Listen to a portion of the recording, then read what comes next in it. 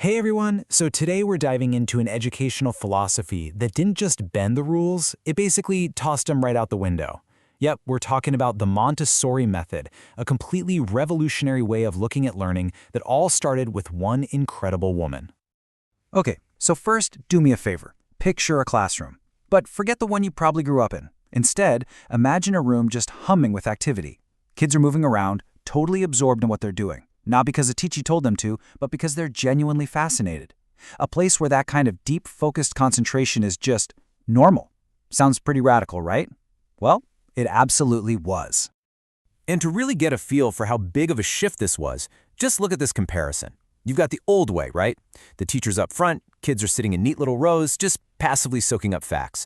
And then you have the Montessori way. Here, the kid is the star of the show. They're the ones actively discovering things. They have the freedom to get up and explore. It's like flipping the entire power dynamic of a classroom on its head. So, who's the genius behind all this? Well, that brings us right into our first section, the story of Maria Montessori. And let me tell you, she was a total rebel with a cause. I mean, think about it. She was born in Italy in the 1870s, a time when opportunities for women were, well, let's just say they were pretty limited. But Maria Montessori? She didn't just accept that. Nope, she completely shattered those expectations. First, she wanted to study engineering, which was unheard of. Then she fought tooth and nail to get into medical school, and in 1896 she became Italy's very first female doctor. This wasn't just about picking a job, it was a huge statement. Her whole life was about pushing back against how things are done, which, was the perfect setup for her to open the very first children's house in 1907. And this is where things really take a turn. While she was working as a doctor, she was assigned to children with disabilities, kids who back then were cruelly labeled mentally deficient. And she had this incredible aha moment. She realized these kids weren't unable to learn at all. They just needed a totally different approach. And that led her to this profound truth. Education isn't about cramming a bunch of information into a kid's brain. It's about finding the right key to unlock the incredible potential that's already there. And that single idea, well, it led her straight to this groundbreaking experiment in a poor neighborhood in Rome. She called it the Casa dei Bambini, or the Children's House. And trust me, this was way more than just a school. It was basically a laboratory for learning. So inside this children's house, Montessori didn't stand at the front and lecture. Instead, she just observed. She watched. And what she saw was absolutely extraordinary. She saw that when you give kids freedom, but within a structured, thoughtfully designed space, they don't run wild. The opposite happened. They showed this amazing deep concentration. They developed self-discipline. They were, quite literally, teaching themselves. So you're probably asking, how on earth did they do that? Well, the secret weapon was something she called didactic materials. And let's be clear, these are not just toys. You got things like the famous pink tower. It's designed to teach kids about dimensions. Or the sandpaper letters, which help connect the physical feeling of a letter to its sound. Every single material was engineered for self-discovery. And here's the brilliant part. They each have a built-in control of error.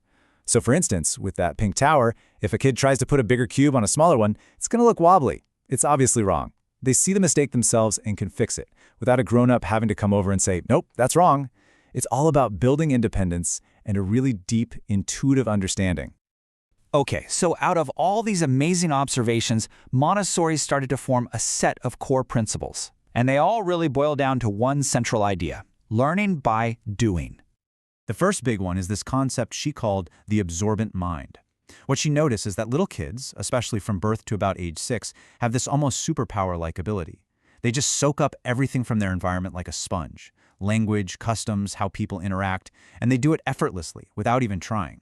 It's not like they're sitting there studying. They are just absorbing it all, constantly.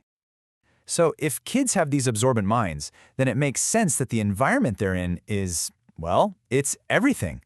And that leads us to the next big idea, the prepared environment. In a Montessori classroom, nothing is there by accident. Everything from the child-sized chairs and tables to the low shelves they can actually reach, to the beautiful, inviting materials, it's all designed to help them be independent and explore safely. She called this freedom within limits. It's not chaos, it's a carefully crafted space where pretty much any choice a child makes is a good, constructive one. In a way, the classroom itself becomes the teacher. So what happens when you put a child with an absorbent mind into one of these prepared environments? You get something she called auto-education. basically self-education. It's this pretty radical idea that we're all born with an internal drive to learn. The kid becomes the main character in their own learning story, and the adult is more like a helpful guide on the side.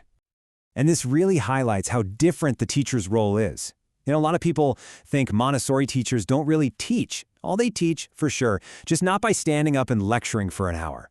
They're more like scientists. They're careful observers. They're quiet guides. Their job is to introduce a child to a new material, show them how it works, and then get out of the way. They're there to facilitate learning, not to dictate it. Okay, so fast forward over 100 years. Why does this whole method still feel so revolutionary? Let's get into the Montessori legacy and why it might be more important now than ever before.